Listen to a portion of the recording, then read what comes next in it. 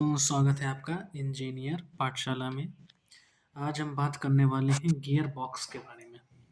ठीक है। इससे पहले हमने आपको इसी चैप्टर का ट्रांसमिशन सिस्टम का ऑटोमोबाइल में जो क्लच वाला पार्ट था उसको आपको पढ़ा दिया था। तो अब हम इसके आगे के जो आज हम ये पूरा चैप्टर फिनिश कर लेंगे और इसके बाद आपका तीसरा चैप्टर जो भी होगा उसकी वीडियो हम आगे डालेंगे। ठीक है। तो आज ये आपका चैप्टर ख़त्म हो जाएगा जो कि है ट्रांसमिशन सिस्टम। तो अगर अभी तक आपने हमारे चैनल को सब्सक्राइब नहीं किया तो चैनल को सब्सक्राइब कर लें, लाइक करें, शेयर करें। और भी पहले चैप्टर की वीडियो तो आप इसमें पढ़ डाली गई हैं तो उनको आप देख सकते हैं वहाँ से। ठीक है। नोट्स अगर आपको ये नोट्स चाहिए तो आप हमारे टेलीग्राम चैनल को ज्वाइन कर लेंगे, वहाँ से आपको ये नोट्स प्रोवाइड हो जाएंगी। ठीक है। तो चलिए स्टार्ट करते हैं बिना किसी देरी के। तो सबसे पहली हेडिंग है जो आपके बुक में होगी, गियर बॉक्स क्या होता है। तो वाहनों में प्रयोग किया जाने वाला गियर बॉक्स विभिन्न आकारों वाले गियरों का एक संयोजन होता है। ठीक है। जिनकी सहायता से वाहनों में गति तथा शक्ति का पारेषण होता है। यानी कि गियर बॉक्स का मेनली जो कार्य होता है वो गति को और शक्ति का ट्रांसमिशन करना। ठीक है। ट्रांसमिशन सिस्टम में या पारेषण प्रणाली में गियर बॉक्स को क्लच के बाद फिट किया जाता है। वाहन चालक इसकी सहायता के भार अनुसार जो टॉर्क होता है उसको बढ़ा या घटा सकता है। दूसरा पॉइंट क्या है, एक खड़े हुए वाहन को गतिशील करने हेतु अधिक टॉर्क की आवश्यकता होती है। तो सॉरी, एक मिनट। हम्म तो जो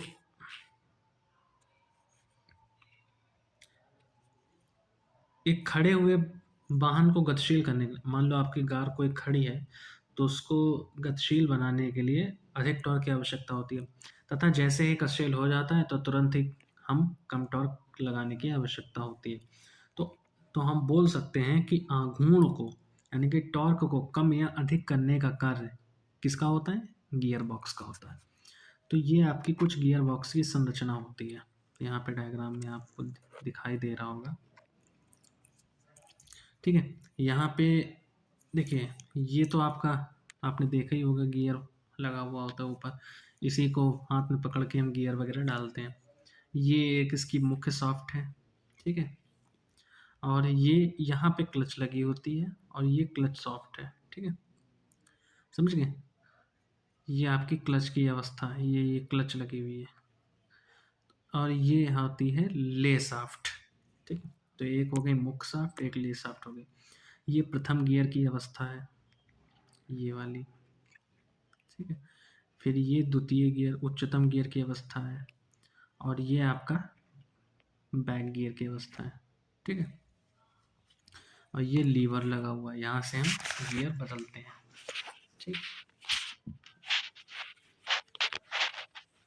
आई होप आपको समझ में आ गया होगा। एक मिनट, इसको जरा मैं रफ कर देता हूँ। डायग्राम इतना टफ नहीं है, सिंपल सा डायग्राम है। यहाँ पे एक नोट में बात लिखी हुई है कि इंजन को शक्ति पहुँचाने इंजन की जो शक्ति होती है उसको पहियों तक पहुँचाने का पहला और सबसे महत्वपूर्ण कदम यही होता है। ठीक है। गियर बॉक्स की सहायता से अब मेनली अगर हम इन टॉपिकों का सारांश निकालें तो क्या निकल के आता है कि गियर बॉक्स जो होता है वो गियरों का एक संयोजन होता है। ठीक है। जिसकी सहायता से हम क्या कर सकते हैं, गति तथा शक्ति का पारेषण कर सकते हैं। इसकी सहायता से हम टॉर्क को घटा या बढ़ा सकते हैं। ठीक है। मेनली यही काम होता है गियर बॉक्स का। ये इसका डायग्राम है, ये आप लोग सिंपल सा डायग्राम है, ये आप बनाना सीख लीजिए। पेपर में अगर आए गियर बॉक्स के बारे में तो आपको क्या करना है कि यही दो चार जो पॉइंट लिखे हुए हैं इनको लिख देना है और ये डायग्राम बना देना है, बस आपके नंबर हो गए। ठीक है। और ये मुख्य भाग लिख देने हैं। अब हम पढ़ते हैं वाहन के अवरोध एवं गियर बॉक्स के मुख्य भाग कौन कौन से होते हैं। तो सबसे पहला होता है कि यहाँ पे दिया हुआ है, पहले तो हम अवरोध पढ़ लेते हैं। रेजिस्टेंस क्या है गियर बॉक्स के? तो किसी वाहन को चलाते समय मुख्य रूप से हमें निम्नलिखित रेजिस्टेंस का सामना करना पड़ता है। नंबर एक, सामने सतह तथा साइड से पड़ने वाली वायु का प्रतिरोध। देखो गाड़ी जब चलाओगे तो हवा चलती है ना तेज तेज, तो उसकी वजह से कुछ प्रतिरोध आता होगा। दूसरा, सड़क में गड्ढे होते हैं, उससे जो हमें प्रतिरोध पड़ता है। तीसरा, चढ़ाई पर बढ़ते समय उत्पन्न होने वाला प्रतिरोध। तो इन सभी प्रतिरोधों का सामना करने से केवल इंजन से प्राप्त होने वाला आघूर्ण टॉर्क ही काफी नहीं होता है, बल्कि गियर बॉक्स की सहायता से आवश्यक आघूर्ण प्राप्त किया जाता है।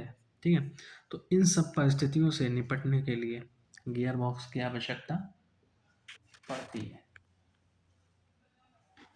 ठीक है, अब हम समझते हैं मेन पार्ट्स कौन कौन से हैं गियर बॉक्स के। तो नंबर एक होता है आपका मुख्य शाफ्ट, जिसे हम मेन शाफ्ट बोलते हैं। नंबर दो, bearing. Number three, housing. Number चार, विभिन्न आकारों वाले गियर। नंबर पाँच, स्पीडोमीटर ड्राइव। नंबर छः, स्पीडोमीटर हाउसिंग। और नंबर सात, फोर्क इत्यादि। ये मेनली पार्ट्स होते हैं जो हमें एक गियर बॉक्स बनाने के लिए ज़रूरत पड़ते हैं। ठीक है, ये गियर बॉक्स के मेनली होते हैं। तीसरी हेडिंग है गियर बॉक्स के कार्य क्या है, फंक्शन ऑफ गियर बॉक्स। तो वाहनों में प्रयोग किए जाने वाले गियर बॉक्स के मुख्य कार्य निम्नलिखित हैं। सबसे पहला जो कार्य है वो है वाहन के इंजन एवं पहियों के मध्य आवश्यकता अनुसार आघूर्ण अनुपात यानी कि टॉर्क रेशियो को उत्पन्न करना। ठीक है। दूसरा, आवश्यकता के अनुसार वाहन को विभिन्न प्रकार की, यहाँ प्रकार होगा, ये कार लिखा हुआ है, ठीक है, विभिन्न प्रकार की गतियाँ प्रदान करना।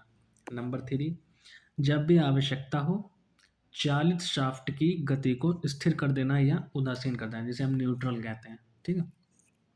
नंबर चार, वाहन को पीछे की ओर चलाने के लिए पिछला गियर जो डालते हैं वो प्रदान करना आघूर्ण।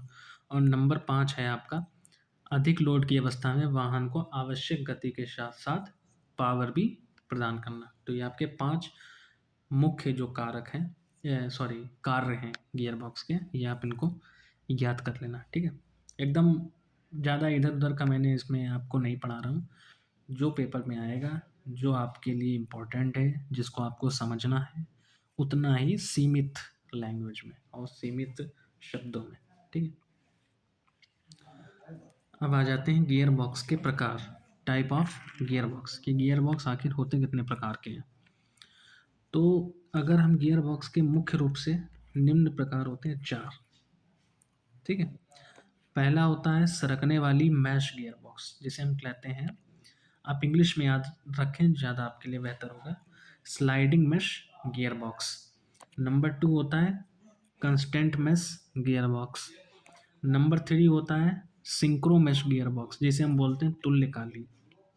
और नंबर चार होता है आपका इपिसाइक्लिक गियर बॉक्स। ठीक है, तो इन सभी गियर बॉक्सों में मुख्य रूप से निम्नलिखित चार प्रकार की शाफ्ट कार्य करती हैं। एक, input shaft, output shaft, counter shaft और रिवर्स शाफ्ट। कौन कौन सी? Input, output, counter, reverse. ठीक है, चलिए अब बढ़ते हैं आगे। अब आ जाते हैं पहला गियर बॉक्स जो हम पढ़ने जा रहे हैं वो है स्लाइडिंग मेश गियर बॉक्स। तो चित्र में जैसा कि आप देख पा रहे होंगे कि यह इस बॉक्स को चित्र में दर्शाया गया है कि एक साधारण प्रकार का गियर बॉक्स हम इसे बोल सकते हैं, जो आमतौर पर गाड़ियों में, पुरानी गाड़ियों में आता था। ठीक है, ये एक साधारण सा गियर बॉक्स है। इसमें वाहन की गति बढ़ाने या घटाने के लिए जब गियर बदले जाते हैं तो बहुत अधिक आवाज़ आती है तथा कभी कभी टूट फूट भी हो जाते हैं। ज़्यादातर आपने देखा होगा जब ट्रैक्टर में गियर पड़ता है तो एकदम कट कट कट की आवाज़ आती है, तो ट्रैक्टर में ज़्यादातर यही गियर देखने को मिलता है, जो पुराने ट्रैक्टर्स हैं। अब तो जो नए ट्रैक्टर आ रहे हैं उनमें तो आपको ये गियर नहीं देखने को मिलेगा, लेकिन जो पुराने ट्रैक्टर हैं उनमें आपको यही गियर देखने को मिलेगा ज़्यादातर। ठीक है, यहाँ पे पॉइंट लिखा हुआ है कि इसमें इसमें सर्वप्रथम इंजन से प्राप्त जो आघूर्ण होता है वो क्लच शाफ्ट पर आता है। ठीक है, इस शाफ्ट का दूसरा सिरा बॉक्स के आवरण यानी केसिंग में एक बियरिंग पर घूमता है। ठीक है, एक बेरिंग लगी होती है, उसी पे ये घूमता रहता है। इसके सिरे पर एक क्लच गियर लगा होता है, ठीक है। ये क्लच गियर काउंटर शाफ्ट के बड़े गियर से हमेशा संपर्क में रहता है, इसलिए काउंटर शाफ्ट के सभी गियर क्लच शाफ्ट के साथ साथ घूमते रहते हैं, ठीक। ये जो आपकी काउंटर शाफ्ट है। फिर इसमें मुख्य शाफ्ट पर खांचे कटी होती हैं, ये आपकी मुख्य शाफ्ट है, खांचे कटी होती हैं जिन पर विभिन्न गियरों को आसानी से सरकाया जा सकता है तथा विभिन्न गतियाँ प्राप्त की जा सकती हैं। मतलब कि इसमें देखिए ऐसा होता है कि ये जो काउंटर शाफ्ट है, इससे तो मेन शाफ्ट होती है, ये इंजन से इस पे पावर आती है और ये घूमता रहता है, ठीक है। यहाँ से आप गियर ये जो होते हैं ये आगे पीछे सरकते हैं, ऐसी खांचे होती हैं, देखो ये यहाँ पे दिख रही होंगी आपको खांचे, ये देखिए ये खांचे हैं जो यहाँ से गियर ये होता है, ये आगे पीछे गति करता है, इधर भी और इधर भी, जो हम हाथ से डालते हैं तो ये गियर आगे पीछे गति करते हैं। जब ये गियर इससे मैश हो जाता है तो गति करने लगता है, या इससे ये मैश हो जाता है, पिछला गियर के लिए ये वाला मैश करना पड़ता है, समझ गए। ये देखिए प्रथम गियर की अवस्था, ये यहाँ से प्रथम गियर, सेकंड गियर ये हो गया, ठीक है, थर्ड गियर, ठीक, और ये रिवर्स गियर। तो पुराने वाहनों में उपयोग होता था, आजकल इसका उपयोग बहुत ही होता है लेकिन बहुत ही कम स्तर पे होता है, मतलब नाम मात्र का, ठीक है। फिर आता है आपका constant mesh gear box. Constant mesh gear box के प्रबंधन को चित्र में जैसा कि दिखाया गया है, इसमें मुख्य शाफ्ट के सभी गियर काउंटर शाफ्ट के सभी संबंधित गियरों के साथ स्थायी रूप से जुड़े होते हैं। उसमें क्या था, हम हाथ मतलब अलग अलग थे, गियर रखता था, इसमें क्या होता है कांस्टेंट है, यानी कि सब अपनी जगह पे स्थिर ना, और गियर देखो ये इससे जुड़ा हुआ है, ये इससे जुड़ा हुआ है, ये इससे जुड़े हुए हैं, सो सब मतलब जुड़े हुए हैं एक साथ, ठीक है। अच्छा, इसमें मुख्य शाफ्ट पर दो डॉग क्लच लगे होते हैं, इसमें क्या होता है डॉग क्लच, देखो एक ये डॉग क्लच लगा हुआ है, एक ये डॉग क्लच लगा हुआ है, जिस और डॉग क्लच को हमने आपको पिछले वीडियो में पढ़ाया था, आप वहाँ से देख सकते हैं अगर आपने को नहीं पता है डॉग क्लच क्या होता है, ठीक है। तो इसमें क्या होता है, जिसमें एक द्वितीय गियर तथा उच्च गियर के मध्य लगा होता है, ठीक, जबकि दूसरा डॉग क्लच प्रथम गियर तथा रिवर्स गियर के बीच लगा होता है। अब देखो ये तो लगा हुआ है द्वितीय गियर और आपका उच्च गियर के साथ, ठीक है, और ये लगा हुआ है आपका प्रथम गियर और रिवर्स गियर के साथ, ठीक। अब आते हैं अगली बात, इसमें भी मुख्य शाफ्ट पर स्प्लाइन कटे होते हैं, देखो ये कटे हुए हैं, ठीक, जैसे उसमें कटे हुए थे, और इन स्प्लाइनों से आसानी से सरक सकते हैं गियर, ठीक है। मुख्य शाफ्ट पर आवश्यकता अनुसार डॉग क्लच को भी सरकाया जा सकता है, यानी कि इसमें जो डॉग क्लच होती है वही सरकती है। जब लीवर की सहायता से बाईं ओर के डॉग क्लच को सरकाकर क्लच गियर से मिलाया जाता है तो उच्चतम गति वाला संयोजन प्राप्त होता है, तथा जब इसको दाईं ओर को सरकाया जाता है तो द्वितीय गियर से मिलाया जाता है तो द्वितीय गियर उच्चतम गति वाला संयोजन प्राप्त होता है। ठीक इसी प्रकार जब दूसरे डॉग क्लच को सरका लो तो लो गियर मिल जाता है और प्रथम स्पीड गियर वाला संयोजन प्राप्त होता है। वाहन में रिवर्स गति प्राप्त करने के लिए दूसरे डॉग क्लच को रिवर्स गियर के साथ जोड़ दिया जाता है। तो मेनली इसमें क्या होता है कि इसमें गियर को नहीं सरकाया जाता है, इसमें डॉग क्लच को सरकाया जाता है। जिधर सरकाओगे उधर उसको उस गियर को जकड़ लेगा और वो गियर काम करने लग जाएगा। इसके लाभ क्या हैं? पहला लाभ, इसमें डॉग क्लच का प्रयोग होता है जिससे क्षति साधारण गियर के दांतों की अपेक्षा कम घिसते हैं। दूसरा, इस प्रकार के गियर बॉक्स का जीवन काल अधिक होता है। नंबर 3, इसके प्रयोग में अधिक शोर नहीं होता है, ठीक है। नंबर 4, इसके प्रयोग में वाहन चालक को कम शक्ति का प्रयोग करना पड़ता है। और नंबर 5, इस गियर बॉक्स में गियर दांतों की टूट फूट की अधिक संभावना नहीं रहती है, ठीक है। अब आ जाता है सिंक्रोमस गियर बॉक्स के बारे में पढ़ लेते हैं। तो जैसा कि चित्र में दिखाया गया है, इसमें भी मुख्य शाफ्ट के सभी गियर ले शाफ्ट के गियरों के साथ संपर्क में रहते हैं। इस गियर बॉक्स में सिंक्रोनाइजर का प्रयोग केवल उच्च गियर जो कि टॉप गियर तथा द्वितीय गियर के स्थिति में ही किया जाता है। ये आपका लगा होता है सिंक्रो, इसमें भी देखो डॉग क्लच लगा हुआ है, ठीक है। ये भी वही उसी पे करता है, बस इसमें क्या होता है, ये अलग से ये चीज़ यूनिट लगी होती है। ठीक है, बाकी काम डॉग क्लच का ही होता है इसमें। तो हम कहाँ पे थे? हाँ, यहाँ पे प्रथम गियर तथा रिवर्स गियर की स्थिति में तुल्यकाली संयोजन यानी कि या सिंक्रोमेश की आवश्यकता नहीं पड़ती। स्लीव जोड़ने से पहले डॉग क्लच की गति को भी सिंक्रोमेश करके वांछित गति के समान कर लिया जाता है। इसमें कौन कौन से देखो, सिंक्रोमेश न्यूट्रल है इसमें, ठीक है, तथा मुख्य शाफ्ट पर स्थित बिल्कुल मुक्त अवस्था में। अब यहाँ पे देखो, मैं यहाँ पे जरा मिटाल देता हूँ। पहले चित्र में देखो दिखाया जा रहा है कि जो सिंक्रोमेश है वो बिल्कुल न्यूट्रल है, अलग है, ना तो इससे मिला हुआ है ना इससे, ठीक है, तथा जो मुख्य शाफ्ट पर स्थित बिल्कुल मुक्त अवस्था में घूम रहा है सिंक्रोमेश। दूसरे चित्र में देखिए, सिंक्रोमेश की शंक्वाकार सतह के संपर्क में गियर आ जाता है, ये देखो यहाँ से गियर जुड़ गया, और तथा ये सिंक्रोमेश को गति पर ही घूमने लगता है। तीसरे में गियर चुनने वाले लॉकर की पुनः सरकने पर स्लीव के दांतों से डॉग के दांतों में मैश कर जाता है। अब देखो यहाँ पे डॉग क्लच भी इससे जुड़ गई और ये यहाँ पे जुड़ गया और अपना काम चालू, ठीक है। फिर आ जाता है एपिसाइक्लिक गियर बॉक्स, अधिचक्रीय गियर बॉक्स।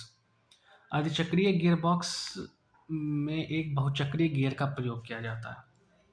इसके साथ 3 ग्रह पियरों यानी कि प्लानिटरी गियर्स का भी प्रयोग किया जाता है। ग्रह गियरों की संख्या आवश्यकता के साथ 2 या 4 भी रखी जा सकती है, ठीक है।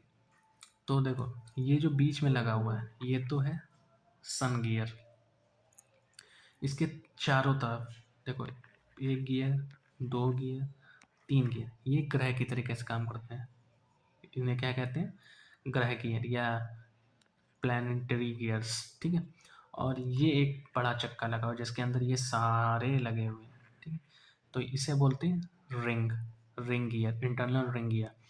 तो जैसे यहाँ पे लिखा हुआ है कि इन सभी ग्रह गियरों के दांत एक आंतरिक वलय गियर जिसे हम इंटरनल रिंग गियर के दांतों के साथ मैश करते हैं। अच्छा, इस गियर बॉक्स में एक सूर्य गियर होता है जो ये बीच में है। सूर्य गियरों के चारों ओर ग्रह गियर घूमते हैं, ये हो गया, ये हो गया, ये हो गया। इस गियर बॉक्स में ग्रह गियर एक शाफ्ट तथा वाहक पर फिट किए जाते हैं। ये आपका वाहक है वो, ठीक। इसके आंतरिक वलय गियर, ये जो आंतरिक वलय गियर है ये बड़ा वाला, ये सूर्य गियर तथा ग्रह गियर में से कोई एक स्थिर रखा जाता है जबकि अन्य सभी गियर घूमते रहते हैं, ठीक। मतलब कोई एक स्थिर रहेगा, बाकी सब घूमते रहेंगे। अब आता है टॉर्क कन्वर्टर। तो गियरों की बात हो गई, गियर खत्म, इतना ही था गियर में। अब आ जाते हैं टॉर्क कन्वर्टर के बारे में। तो आघूर्ण समपरिवर्तक की बनावट द्रव चलित क्लच से लगभग मिलती जुलती है। जो ये टॉर्क कन्वर्टर होता है ये द्रव चलित जो क्लच थी जो हमने आपको पढ़ाई थी उससे लगभग मिलती जुलती है इसकी बनावट। ये इंजन से प्राप्त होने वाले आघूर्ण को, ये इंजन से जो प्राप्त होने वाले आघूर्ण है को उसी परिणाम के साथ पारेषित करता है। इसका मेनली काम क्या होता है कि जो भी इंजन से टॉर्क मिल रहा है वो उसी, जो भी टॉर्क मिल रहा है उसी, मतलब जैसे मान लो जो टॉर्क मिला बिना जाया किए हुए इसे इधर उधर सेम टॉर्क देना पहियों को, ठीक है, पारेषित करना। जबकि आघूर्ण संपरिवर्तक आघूर्ण को 3.1 से 4.1 के अनुपात में बढ़ाकर पारेषित करता है। मतलब इसका क्या काम है, जैसे मान लो 3:1 में हमको टॉर्क मिला इंजन से, तो ये क्या करता है, उसको बढ़ा देता है, उसको 4:1 के अनुपात में बढ़ाकर पारेषित कर देता है। तो टॉर्क कन्वर्टर के द्वारा आघूर्ण का संपरिवर्तन लगातार ही होता रहता है। इस आघूर्ण संपरिवर्तक के मुख्य रूप से निम्नलिखित 3 पार्ट होते हैं। नंबर 1 चालक पार्ट, जिसे हम इम्पेलर कहते हैं, ठीक है, जिसे पीछे दर्शाते हैं, ठीक। ये आपका इम्पेलर लगा हुआ है यहाँ पे, देखो ये दिया हुआ है, ठीक है, ये इम्पेलर है। नंबर 2 क्यों, यानी कि, और नंबर 3 आपका है स्थिर प्रतिक्रिया पार्ट या स्टेटर, ठीक। ये गियर नहीं है, ये द्रव शक्ति का काम करता है। इसमें देखो लिक्विड भरा होता है तो ये फ्लूइड पावर पर काम करता है, ठीक। इसका डायग्राम कुछ गड़बड़ बना हुआ है।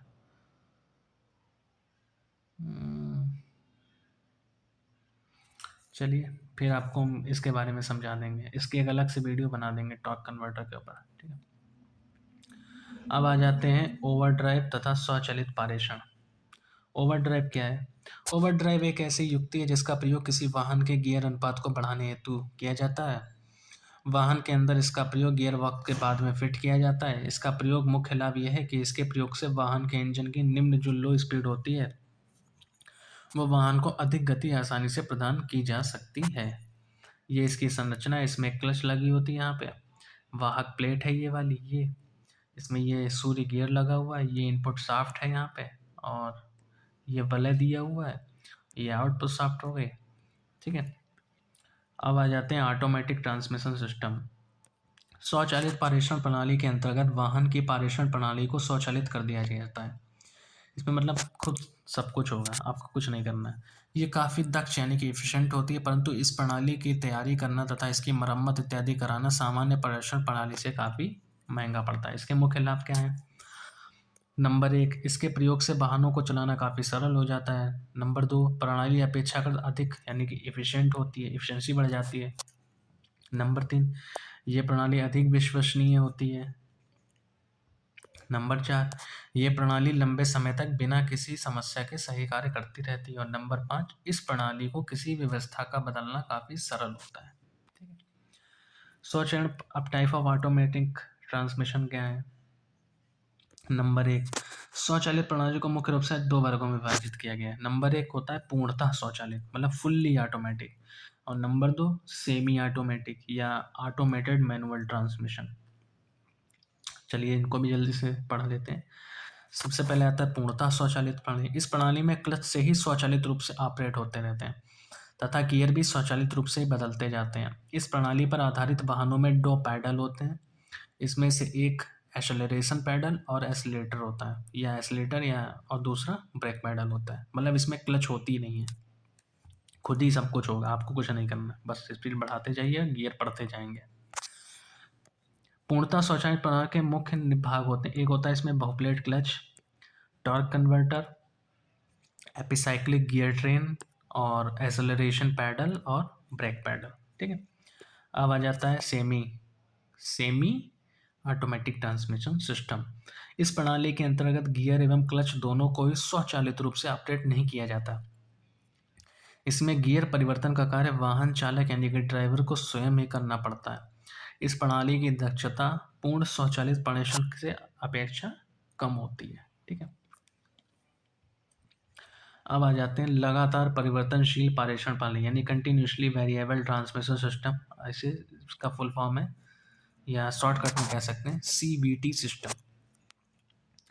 लगातार परिवर्तनशील पारेषण एक ऑटोमेटिक पारेषण प्रणाली है जिसमें गियर अनुपात को एक सीमा यानी कि रेंज को आसानी से प्राप्त किया जा सकता है। इस प्रणाली के द्वारा वाहन की जो गति की अवस्था में ही बिना किसी अतिरिक्त प्रयास के जो लोड व गति के अनुसार नियंत्रित किया जा सकता है। CVT का प्रयोग विभिन्न प्रकार के ऑटोमोबाइल्स में किया जाता है, जैसे स्कूटर हो गया, कार हो गया, ट्रैक्टर हो गया, स्नो मोबाइल उपकरण हो गया, अर्थ मूविंग उपकरण हो गया इत्यादि। ये आपका डायग्राम है, ये पट्टा लगा हुआ है और ये यहाँ पे एक पुली लगी हुई है, ये पुली है, ये पुली है, ये शाफ्ट है। ठीक है, इसका मुख्य क्या क्या है, प्रकार कौन कौन से होते हैं CVT के? एक तो होता है पुली पट्टा पर आधारित, एक चैन एवं स्प्रॉकेट पर आधारित, एक रैचेट पर आधारित होता है और एक द्रव्यस्थैतिक के प्रकार होते हैं। ठीक है, और शंकु पर आधारित, अधिचक्रीय प्रकार के और घर्षण डिस्क के। ठीक है, अब आ जाते हैं प्रोपेलर शाफ्ट एवं पश्च धुरा क्या होता है। तो किसी वाहन में प्रोपेलर शाफ्ट एवं पश्च धुरा उसकी चलन प्रणाली के भाग होते हैं। हम जानते हैं कि इंजन द्वारा प्राप्त शक्ति सर्वप्रथम अग्र धुरे पर होती है। अब इस शक्ति को गियर बॉक्स के पश्च धुरे तक पहुंचाने के लिए प्रोपेलर शाफ्ट का प्रयोग किया जाता है। मतलब देखो, इंजन से जो भी पावर होती है वो इंजन तो आगे रखा होता है, तो वहां से पावर पीछे वाले पहियों तक पहुंचाने के लिए हम इस शाफ्ट का प्रयोग करते हैं। इसको हम कहते हैं प्रोपेलर शाफ्ट। ठीक है, आप कभी गाड़ी में नीचे झुक के देखिएगा, बड़े बड़े जो DCM वगैरह ट्रक वगैरह होते हैं उनमें नीचे आपको ये शाफ्ट दिख जाएगी, लंबी सी जाती हुई दिखेगी। ठीक, चित्र में आप देख ही रहे होंगे, ये मिश्र धातु इस्पात की बनी होती है, एलॉय स्टील की। एक लंबी तथा बेलनाकार शाफ्ट होती है। इसकी लंबाई को बढ़ाने के उद्देश्य से इसके दोनों सिरों पर एक-एक ट्यूब फिट की गई होती है। ठीक है? प्रोपेलर शाफ्ट के दोनों सिरों पर योक्स के साथ-साथ एक यूनिवर्सल जोड़ लगा हुआ होता है। एक ये यूनिवर्सल जोड़ हो गया, एक ये हो गया और ये स्लिप जोड़ हो गया। ठीक है? इन दोनों में से एक सिरा गियर बॉक्स के आउटपुट शाफ्ट के साथ जुड़ा होता है, जबकि दूसरा सिरा एक वेवन पिनियन के साथ जुड़ा रहता है। इस शाफ्ट के बीच में एक स्लिप जॉइंट लगा होता है। ठीक है? अब आ जाते हैं यूनिवर्सल जॉइंट क्या होता है। अब यहाँ पे यूनिवर्सल जॉइंट पढ़ा, अब इसके बारे में पढ़ लेते हैं। यूनिवर्सल जोड़ जो होता है, इसका प्रयोग ऐसी दो शाफ्टों को जोड़ने के लिए किया जाता है जो एक दूसरे के साथ किसी कोण पर स्थित हो। सामान्य तौर पर ये कोण कैसा हो सकता है? 5 डिग्री से 30 डिग्री के मध्य होना चाहिए। ठीक है? किसी वाहन में यूनिवर्सल जोड़ का प्रयोग चालक शाफ्ट तथा चालित शाफ्ट के एक सिरा जोड़ने के लिए किया जाता है। ये ढलवा लोहे का या माइल्ड स्टील का बना होता है, यानी कि मृदु इस्पात का। ये यॉक होता है, ये क्रॉस। ठीक है? ये इसके साथ जुड़ जाता है, ये इसके साथ जुड़ जाता है, ये कुछ ऐसा बनता जाके। ठीक है? और ये ऐसे जुड़ा होता है, देखो ये इंजन से निकल गियर बॉक्स से निकलने वाली आउटपुट शाफ्ट है, ये यहाँ से जुड़ा और फिर ये यहाँ से ऐसे जुड़ गया और ये जाके आपका पिनियन में चला गया।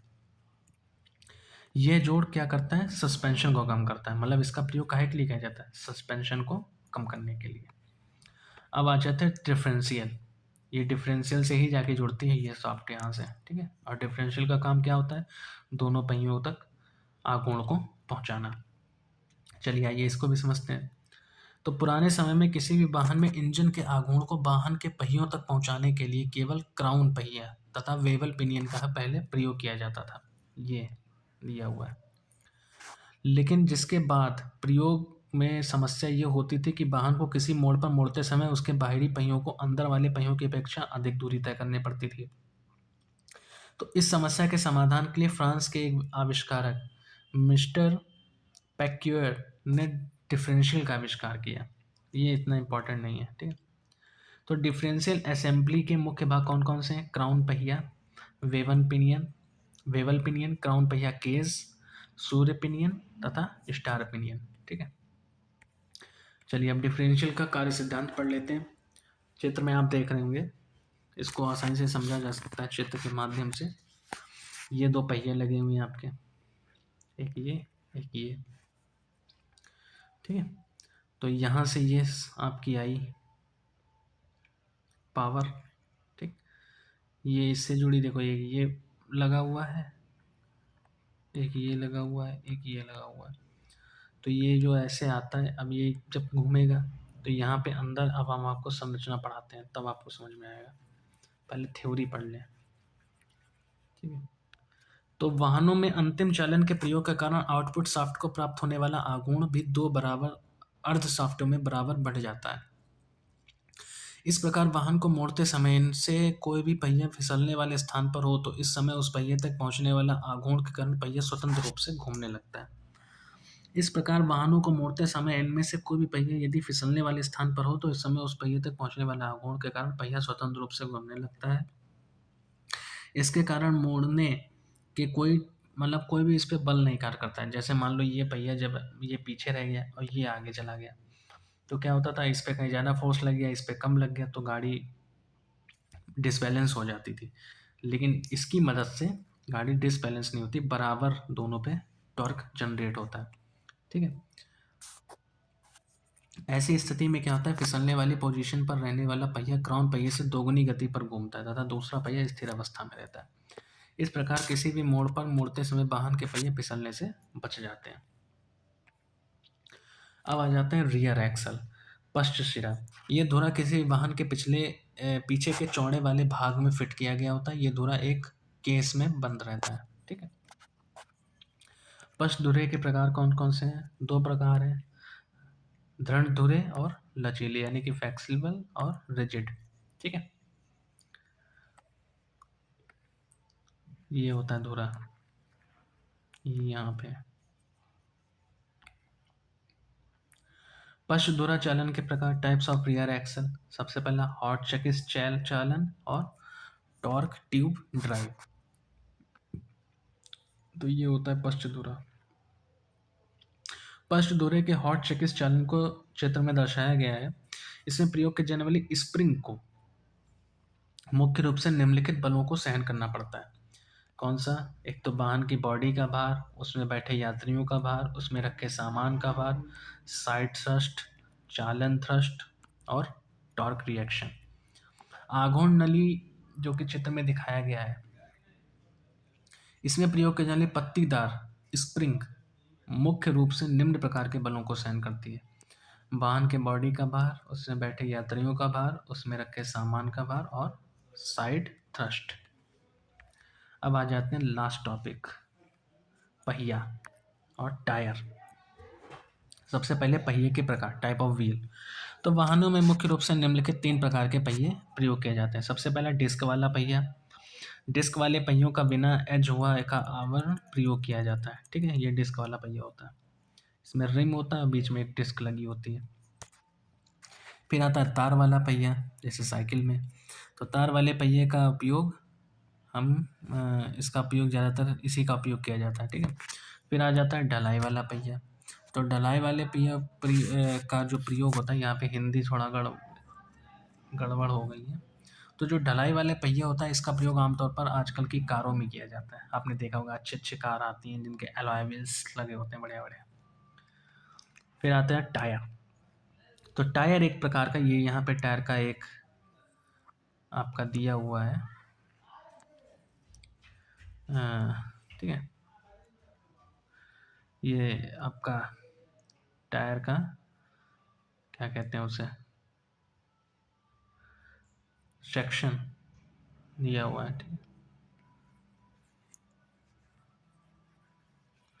तो टायर एक प्रकार का खोखला होता है जिसके अंदर वाला घेरा खुला हुआ होता है। देखने में ये एक विशेष आवरण सेल की भांति प्रतीत होता है।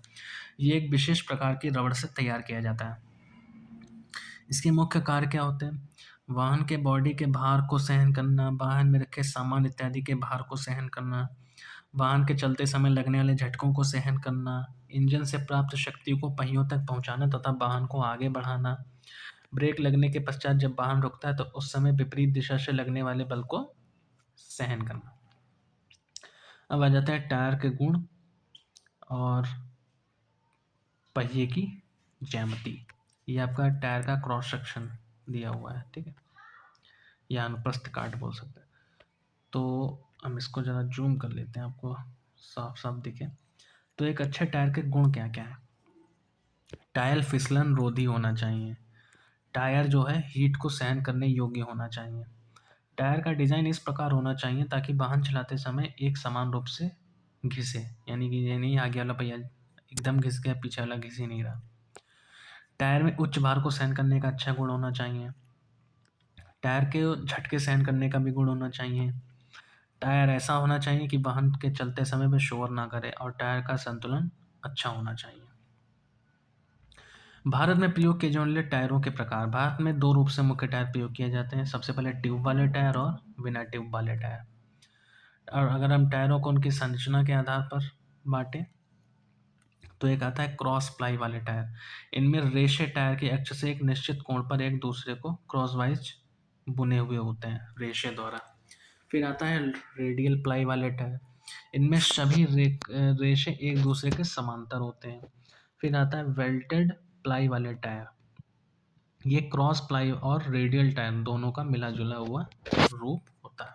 ठीक है, अब आ जाते हैं ट्यूबलेस टायरों के लाभ क्या क्या हैं। बिना ट्यूब वाले टायरों में शीघ्रता से पंचर नहीं होता है। बिना ट्यूब वाले टायरों का जीवन काल अधिक होता है। बिना ट्यूब वाले टायरों में पंचर हो जाने पर भी इनको कुछ किलोमीटर तक ऐसे ही चलाया जा सकता है। ट्यूब रहित टायरों में पंचर लगाना काफ़ी सरल होता है। इनमें हवा भरने के लिए बॉल बॉडी उनके रिम में ही लगी होती है और इनमें पंचर होने पर हवा धीरे धीरे बाहर निकलती है। ठीक है, एकदम नहीं निकलती। भारतीय वाहनों में टायर की विशिष्टताएं। मारुति 800 में 145/70 R12, प्रीमियम पद्मिनी में 5.20 माइनस 14, अम्बेसडर में 5.9 और 15, Mahindra Jeep 6.00 Tata Sumo 195 R15 Tata 407 7.50 16 Swaraj Mazda 7.50 16 Tata 1210 9.00 20 wheel geometry toe in toe out वाहनों में टो इन का अधिकतम मान 3.0 mm ही होना चाहिए। ठीक है, आपने कभी आगे से देखा होगा तो पहिए थोड़े से बाहर की ओर निकले हुए होते हैं। ठीक है, किसी में निकले हुए होते हैं, किसी में अंदर की ओर झुके हुए होते हैं। ट्रैक्टर में देखा होगा निकले हुए होते हैं। कैम्फर कैम्फर का मान अधिकतम 2 डिग्री ही रखे जाने की अनुशंसा होती है। कैम्फर दो प्रकार के होते हैं, एक होता है पॉजिटिव, एक होता है नेगेटिव।